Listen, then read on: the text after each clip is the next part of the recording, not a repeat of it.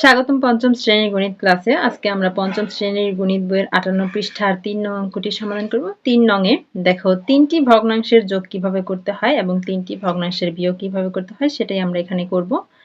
তো দেখো প্রথম ভগ্নাংশটির মধ্যে এখানে হর আছে 6, 3 আর 4। প্রথমে আমাদের এই হরগুলোর লসাগু নির্ণয় করতে হবে। তাহলে 6, 3 আর 4 এর লসাগু আমরা নির্ণয় করব। 6, 3 এবং 4। এখানে দুটি জোড় সংখ্যা আছে, অর্থাৎ দুটি সংখ্যা 2 দিয়ে বিভাজ্য। তাহলে দুটি সংখ্যা আমরা 2 দিয়ে একবার ভাগ করব। 2 দিয়ে ভাগ করলে 3 কে 2 দিয়ে ভাগ করলে ভাগফল 3। 3 যায় না, না গেলে যা আছে তাই থাকবে। 3 3 থাকবে। 4 কে 2 দিয়ে ভাগ করলে ভাগফল 2। এবার দেখো দুটি 3 আছে, তার মানে দুটি 3 3 দিয়ে বিভাজ্য। তাহলে আমরা 3 দিয়ে ভাগ করব। কমপক্ষে নিয়মটা হচ্ছে কমপক্ষে দুটি সংখ্যা যদি বিভাজ্য হয় তাহলে আমরা ভাগটা করব। আর যদি দুটি সংখ্যা বিভাজ্য করতে না পারি তাহলে আমরা ভাগটা করব না, তখন ভাগটা আমরা স্টপ করে দিব।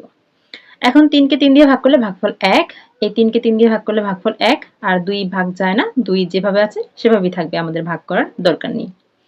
এখন আর কোনো ভাগ যায় না, তাহলে আমরা এই সংখ্যাগুলো গুণ করলে কত হবে? 2 আর 3 গুণ করলে 3 দুগুণে 6, 6 আর 2 গুণ করলে 6 দুগুণে 12, অর্থাৎ লসাগু হচ্ছে 12। এখন এই যে দেখো এখানে প্রত্যেকটা ভগ্নাংশের জন্য আলাদা আলাদা করে বক্স দেওয়া আছে। আমরা প্রত্যেকটা ভগ্নাংশের হরে 12 লিখব। যেই লসাগুটা পেয়েছি সেটা আমরা প্রত্যেকটা ভগ্নাংশের হরে লিখব। এখানে 12 লিখব, এখানেও 12 লিখব, এখানেও 12 লিখব। এখন দেখো আমাদের ছিল কত? ছিল 6, আমরা লিখেছি কত? 12। বেড়েছে, তার মানে গুণ করা হয়েছে। এখন 6 থেকে 12 আনতে কত দিয়ে গুণ করা লেগেছে? 2 দিয়ে। 6 দুগুণে 12, তার মানে হরকে আমরা 2 দিয়ে গুণ করেছি। তাহলে লবকেও আমরা 2 দিয়ে গুণ করব। লব 1 কে যদি 2 দিয়ে গুণ করি তাহলে 2 একে 2, তাহলে লবে হবে 2। তারপরেটা দেখো এখানে হরে আছে 3, লিখেছি 12। বেড়েছে, তাহলে কত দিয়ে গুণ করা লেগেছে? 3 কে 4 দিয়ে গুণ করলে 12 হয়, তার মানে 4 দিয়ে হরকে গুণ করা হয়েছে। 4 দিয়ে যদি আমরা হরকে গুণ করি তাহলে একইভাবে আমরা 4 দিয়ে লবকেও গুণ করব। 1 দিয়ে যদি 4 কে আমরা গুণ করি তাহলে 4 একে 4। এবার এই ভগ্নাংশের হরে আছে 4, এখানে লেখা আছে 12।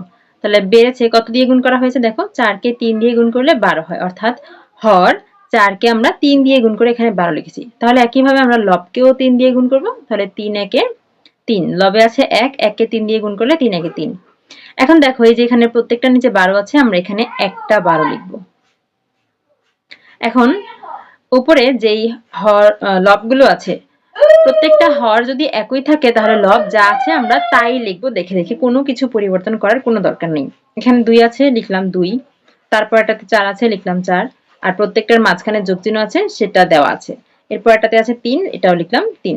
এখন দেখো এগুলো যদি আমরা যোগ করি তাহলে কত হয়? 2 আর 4 যোগ করলে 6, 6 আর 3 9, তার মানে লবে আসে 9 আর হরে আছে 12।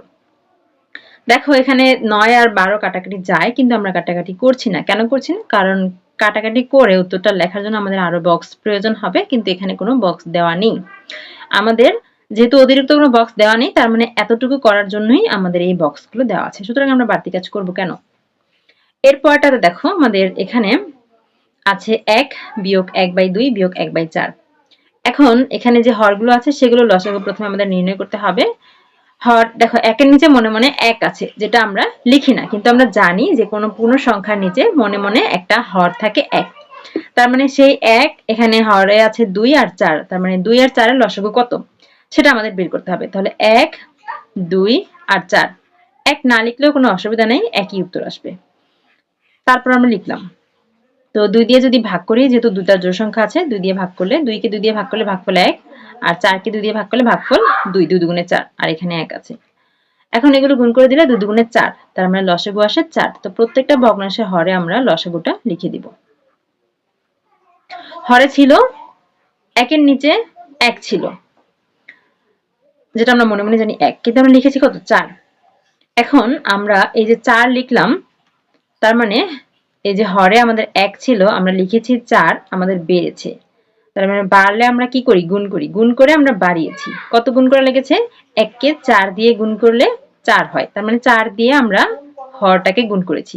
তাহলে লবে যে 1 আছে এই লবটাকেও আমরা একই সংখ্যা দিয়ে গুণ করব, অর্থাৎ 4 দিয়ে গুণ করব। 1 কে 4 দিয়ে গুণ করলে 4 একে 4। এরপরে আছে হরে 2, এখানে লেখা আছে 4, তাহলে 2 থেকে 4 বেড়েছে, তার মানে গুণ করা লেগেছে। তো কত দিয়ে গুণ করলে 4 হবে? 2 কে 2 দিয়ে গুণ করলে 2 দুগুণে 4 হবে। তাহলে লব 1 কেও আমরা 2 দিয়ে গুণ করব।